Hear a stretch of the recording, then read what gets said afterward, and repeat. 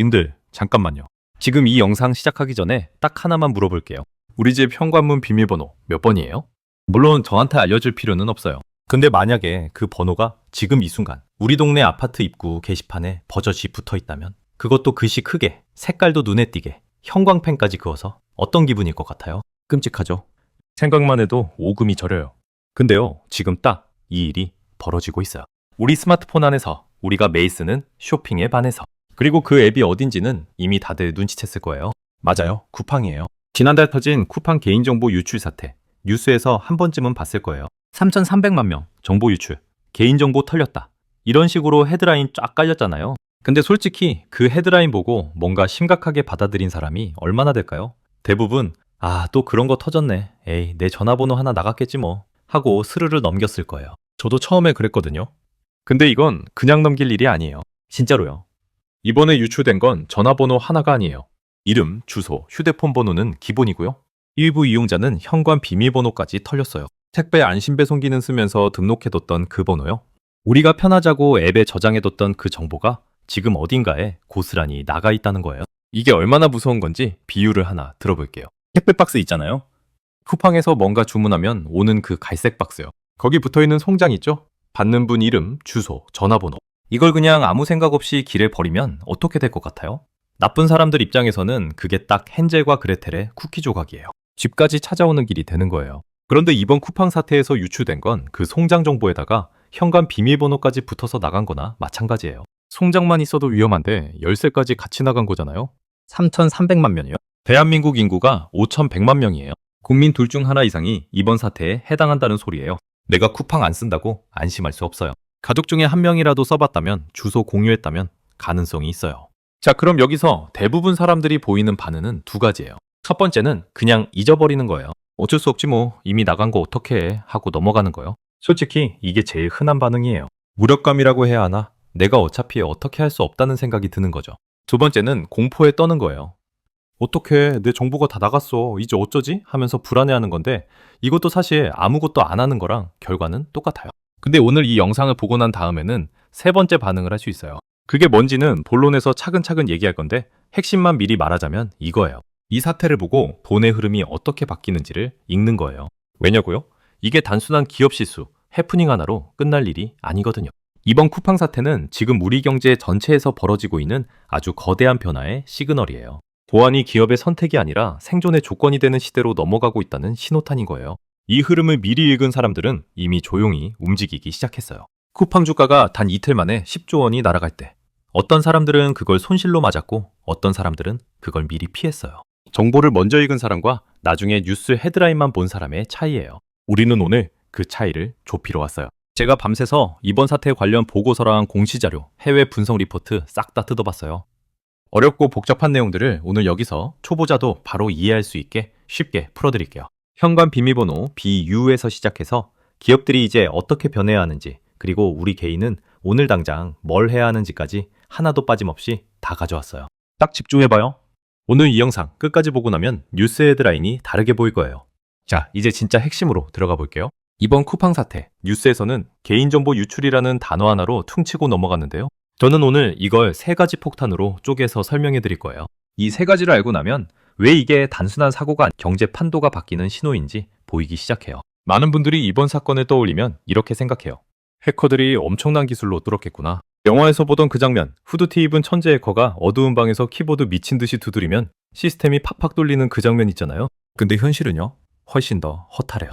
이번 쿠팡 유출 사건, 외부 해커가 뚫은 게 아니에요. 중국인 전 직원이 퇴사하면서 인증키를 들고 나가버린 거예요. 인증키라는 게 뭐냐면요, 쉽게 말해서 회사 서버에 접속할 수 있는 마스터 열쇠예요. 직원이었을 때 업무용으로 받은 그 열쇠를 퇴사하면서 반납 안 하고 그냥 들고 나간 거죠. 이게 얼마나 황당한 상황이냐면 비유를 해볼게요. 우리 아파트 경비 아저씨가 퇴직하면서 마스터키를 반납 안 하고 그냥 집에 가져간 거예요. 그 마스터키 하나면 단지 한 모든 세대 현관문을 다 열 수 있는데, 그리고 회사는 그걸 한참 뒤에야 알아챈 거고요. 더 황당한 건 그 다음이에요. 쿠팡이 이상 징후를 처음 감지한 게 있어요. 내부 시스템에서 뭔가 이상한 접속이 감지됐다는 신호가 왔을 거예요. 근데 그 이상 징후를 느끼고도 실제로 이거 진짜 사고다 라고 확인하는 데까지 12일이 걸렸어요. 열이틀이요? 그 12일 동안 우리 정보는 계속 빠져나가고 있었던 거예요. 이걸 다시 아파트 마스터키로 비유하면 이래요. 경비실 CCTV에 수상한 사람이 마스터키 들고 건물 들락날락하는 게 찍혔어요. 근데 아파트 관리소장이 그 CCTV를 확인하는데 12일이 걸린 거예요. 12일 동안 그 사람이 우리 집 냉장고를 다 뒤질 수 있었던 거죠. 이게 쿠팡만의 문제일까요? 아니에요.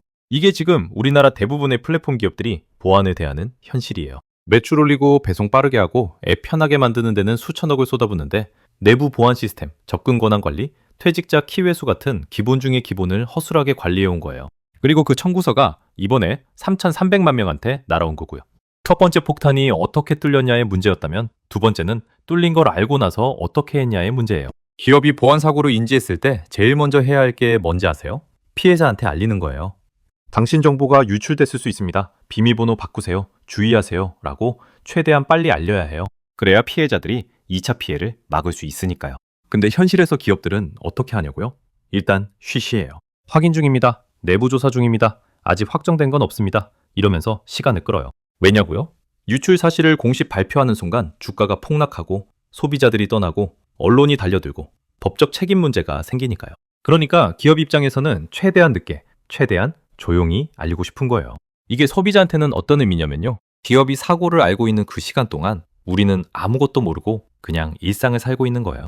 비밀번호 그대로 쓰고 카드 정보 그대로 저장해두고 현관 비밀번호 그대로 놔당두고 그 시간이 12일이었던 거예요. 12일이면 어마어마하게 긴 시간이에요.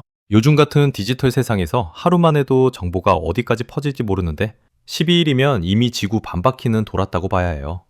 자, 여기서 중요한 질문 하나 드릴게요. 이런 일이 생기면 누가 책임을 져야 할까요? 당연히 기업이 져야겠죠? 근데 현실은요? 지금까지는 기업들이 교묘하게 빠져나갔어요. 이용약관에 보안사고 면책 조항이 있습니다. 저희도 피해자입니다. 외부 공격을 받았습니다. 개인정보보호법상 요구되는 최소한의 조치는 다 했습니다. 이런 식으로요. 소비자는 실질적인 피해를 입었는데 기업은 법적으로 빠져나가는 구조였던 거예요. 근데 이제 이게 바뀌고 있어요. 그게 세 번째 폭탄이에요. 이번 사고가 터지고 나서 딱 이틀 만에 어떤 일이 벌어졌는지 알아요? 쿠팡 시가총액이 10조 원이 날아갔어요. 우리 돈으로 10조, 달러로 치면 약 80억 달러예요. 이틀 만에요. 이게 얼마나 큰 금액이냐면 웬만한 중견기업 하나를 통째로 살 수 있는 돈이에요. 뉴스만 보던 사람들은 이 시점에서 오, 쿠팡 주가 많이 빠졌네. 저점 매수 찬스 아니야? 라고 생각했을 거예요. 근데 진짜 시장을 읽는 선수들은 반대로 생각했어요. 보안도 제대로 못 지키는 기업에 내 돈을 맡길 수 없다고요. 그리고 조용히 나왔어요. 이게 무서운 거예요. 한번 신뢰가 깨지면 주가 회복보다 신뢰 회복이 훨씬 어려워요. 주가는 실적이 좋아지면 오르지만 신뢰는 그게 아니거든요. 소비자들 머릿속에 아, 쿠팡은 내 정보 관리를 허술하게 하는 곳이야 라는 인식이 한번 바뀌면 그게 지워지는 데는 훨씬 긴 시간이 걸려요. 자, 그럼 이제 이 판이 어떻게 바뀌는지를 봐야 해요. 이걸 이해하기 쉽게 비유를 하나 들게요. 플랫폼 기업들을 놀이터 관리인이라고 생각해 보세요. 쿠팡, 네이버, 카카오, 배달의 민족 같은 플랫폼들 있잖아요. 이 회사들이 하는 일이 뭐냐면 우리한테 놀이터를 빌려주는 거예요. 쇼핑할 수 있는 공간, 검색할 수 있는 공간, 음식 주문할 수 있는 공간. 우리가 그 놀이터에서 놀면서 돈도 쓰고 정보도 남기고 후기도 쓰고 하는 거죠. 그동안 이 관리인들은 이렇게 말해왔어요. 저는 그냥 놀이터 공간만 제공했을 뿐이에요. 거기서 누가 넘어지든 누가 다치든 그건 제 책임이 아니에요. 법적으로도 실제로 이런 논리로 빠져나가는 경우가 많았어요. 근데 이제 국가, 정확히는 공정거래위원회에서 법을 바꾸기 시작했어요. 내용이 뭐냐면 이거예요. 야, 너희가 돈 받고 운영하는 놀이터면 그 놀이터 안에 무엇이 튀어나와 있는지, 바닥이 미끄럽지는 않은지 아침 저녁으로 점검해야지. 앞으로 거기서 누가 다치면 다 너희 책임이야. 이게 요즘 뉴스에서 플랫폼 책임 강화라고 부르는 거예요. 쉽게 말하면 이런 거예요. 앞으로 보안에 돈 안 쓰고 허술하게 관리하다가 사고 나면 기업이 고스란히 책임을 다 져야 해요. 이용자한테 배상도 해야 하고 과징금도 받고 경영진 형사 책임까지 갈 수 있어요. 그러니까 기업들 입장에서 보안은 이제 선택이 아니라 생존의 조건이 되는 거예요. 이 변화가 어디서 돈이 되느냐고요? 바로 보안 기업들이에요. 기업들이 보안에 돈을 안 쓰면 망하는 시대가 오면 어디로 돈이 몰리겠어요? 보안 솔루션 파는 회사들이죠. 그리고 그 핵심에 있는 기술이 바로 제로 트러스트예요. 제로 트러스트라는 말이 어렵게 느껴지면 그냥 이렇게 생각하면 돼요. 옛날 보안 방식은 성문을 지키는 거였어요. 성문 바깥은 적, 성문 안은 아군. 성문만 잘 잠그면 안은 안전하다는 논리예요. 이게 그동안 기업들이 해온 방식이에요. 외부 해커가 못 들어오게 방화벽 세우고 보안 프로그램 깔고. 근데 이번 쿠팡 사태가 뭘 보여주냐면 성문 안에 있는 사람, 즉 내부 직원도 위협이 될 수 있다는 거예요. 성문을 아무리 철통같이 잠가도 안에 있는 사람이 열쇠 들고 나가버리면 소용없잖아요. 그래서 나온 개념이 제로 트러스트예요. 번역하면 아무도 믿지 않는다는 뜻이에요. 성문 안에 있다고 해서 믿지 않아요. 회사 컴퓨터로 접속한다고 믿지 않아요. 10년 된 직원이라도 믿지 않아요. 매번 모든 접근마다 당신 진짜 당신 맞아요? 를 확인해요. 비유로 들면 이래요. 보초병을 성문에만 세우는 게 아니라 성 안 곳곳에, 화장실 앞에도, 식당 앞에도, 심지어 회의실 앞에도 세워두는 거예요. 그리고 아무리 익숙한 얼굴이라도 지나갈 때마다 누구세요? 어디 가세요? 왜 가세요?를 확인해요. 귀찮고 번거로워 보이죠? 근데 이게 2026년 보안의 표준이 되고 있어요. 이 방식이 확산되면 기업들은 보안 시스템에 엄청난 돈을 써야 해요. 그 돈이 어디로 가느냐? 제로 트러스트 솔루션을 제공하는 보안 기업들이에요. 이게 지금 글로벌 시장에서 빠르게 커지고 있는 산업이에요. 기업 얘기만 하면 남 얘기 같잖아요. 우리 개인한테 적용되는 제로 트러스트, 즉 나만의 정보 보안 습관이 필요해요. 딱 두 가지만 오늘 당장 실천해요. 첫째, 택배 박스 버릴 때 송장 무조건 뜯어서 버려요. 이름, 주소, 전화번호 다 적혀 있는 그 스티커요. 귀찮다고 박스째로 버리면 안 돼요. 손으로 뜯기 귀찮으면 물에 적셔서 흐릿하게 만들거나 검은 매직으로 그어버리거나 칼로 슬슬 긁어버려요. 이거 하나만 해도 개인정보 2차 유출 위험이 확 줄어요. 둘째, 비밀번호 제발 다 다르게 쓰세요. 쿠팡 비밀번호랑 네이버 비밀번호랑 카카오 비밀번호가 다 같은 분들 진짜 많아요. 이거 완전히 열쇠 하나로 모든 방 다 여는 거예요. 쿠팡에서 비밀번호 털리면 그 비밀번호로 내 네이버도 들어가고 내 카카오도 들어가고 내 인터넷 뱅킹도 시도해보는 거예요. 비밀번호는 최소한 금융, 쇼핑, SNS 세 카테고리로라도 나눠서 다르게 쓰는 습관을 만들어요. 귀찮다는 거 알아요. 근데 이게 지금 시대에 우리 스스로 지킬 수 있는 최소한의 방어예요. 기업이 우리 정보를 완벽하게 지켜줄 거라는 믿음. 이번 사태가 그 믿음이 얼마나 위험한 건지 똑똑히 보여줬잖아요. 오늘 우리가 같이 본 게 뭔지 한번 정리해 볼게요. 쿠팡에서 3,300만 명 개인정보가 털렸다. 내부 직원이 인증키 들고 나갔다. 이상 징후 알고도 12일 동안 우리한테 말 안 했다. 이틀 만에 시가총액 10조 원이 날아갔다. 그리고 이제 법이 바뀌어서 플랫폼들이 보안 책임을 고스란히 져야 하는 시대가 온다. 이걸 처음 들었을 때 어떤 기분이었어요? 아마 두 가지 감정이 섞였을 거예요. 하나는 이거 나도 해당되는 거잖아. 무섭다는 불안감. 그리고 또 하나는 아, 이게 이런 구조였구나 라는 뭔가 퍼즐이 맞춰지는 느낌. 오늘 이 영상이 여러분한테 전달하고 싶었던 건 딱 그 두 번째 감정이에요. 무섭다고 끝나면 안 돼요. 구조를 알아야 해요. 뉴스 헤드라인을 보는 사람과 그 헤드라인 뒤에 있는 구조를 보는 사람. 이 두 사람이 같은 사건을 보고 나서 하는 행동은 완전히 달라요. 헤드라인만 본 사람은 어떻게 해요? 무서워요. 불안해요. 그리고 며칠 지나면 잊어버려요. 그게 전부예요. 아무것도 바뀌지 않아요. 구조를 본 사람은 달라요. 아, 보안 사고가 나면 기업 주가가 이렇게 빠지는구나. 그럼 앞으로 보안을 잘하는 기업이 더 신뢰받겠네. 보안 기업들이 수혜를 받겠네. 그리고 나는 내 개인정보를 지키기 위해 이것부터 바꿔야겠다. 이런 생각의 흐름이 생겨요. 이게 경제를 보는 눈이에요. 거창한 게 아니에요. 뉴스 하나를 봤을 때 무섭다 해서 멈추지 않고 그래서 어떻게 되는 거지고 한 발 더 나가는 거예요. 오늘 이 영상이 그 한 발을 연습하는 시간이었으면 했어요. 이번 쿠팡 사태, 결국 뭘 말해주는 걸까요? 첫 번째는 편의와 보안은 항상 트레이드 오프라는 거예요. 우리가 현관 비밀번호를 앱에 저장한 건 택배 받기 편하려고 그런 거잖아요. 그 편의함의 대가가 뭔지를 이번에 본 거예요. 무조건 편한 걸 거부하라는 게 아니에요. 내가 어떤 정보를 어디에 맡기고 있는지 그 대가가 뭔지를 알고 선택하자는 거예요. 알고 하는 거랑 모르고 하는 거랑은 완전히 다르니까요. 두 번째는 기업을 고를 때 보안 실력도 봐야 한다는 거예요. 이제 우리가 쇼핑 앱을 고를 때 배송이 빠른지 가격이 싼지만 따지는 시대는 지나가고 있어요. 이 기업이 내 정보를 제대로 관리하는지, 사고가 났을 때 얼마나 빨리 투명하게 대응하는지도 따져봐야 해요. 이게 소비자로서 우리가 가진 힘이에요. 소비자들이 보안 잘하는 기업을 선택하면 기업들은 살아남으려고 보안에 돈을 쏟을 수밖에 없어요. 시장이 그렇게 움직여요. 세 번째는 제일 중요한 건데요. 디지털 세상에서 내 정보는 내가 1차로 지켜야 한다는 거예요. 기업이 지켜줄 거라는 믿음, 법이 보호해줄 거라는 믿음. 물론 틀린 말은 아니에요. 근데 그게 완벽하지 않다는 걸 이번에 또 한 번 확인했잖아요. 기업도 실수하고 법도 사고가 나고 난 뒤에 움직여요. 그 빈틈을 우리 스스로 채워야 해요. 오늘 본론에서 말씀드린 두 가지, 송장 뜯어서 버리기랑 비밀번호 다르게 쓰기. 이게 거창한 것처럼 안 들릴 수 있어요. 근데 이게 바로 개인 버전의 제로 트러스트예요. 아무것도 당연하게 놔두지 않겠다는 습관이요. 자, 마지막으로 이걸 경제의 눈으로 한 번 더 정리해 볼게요.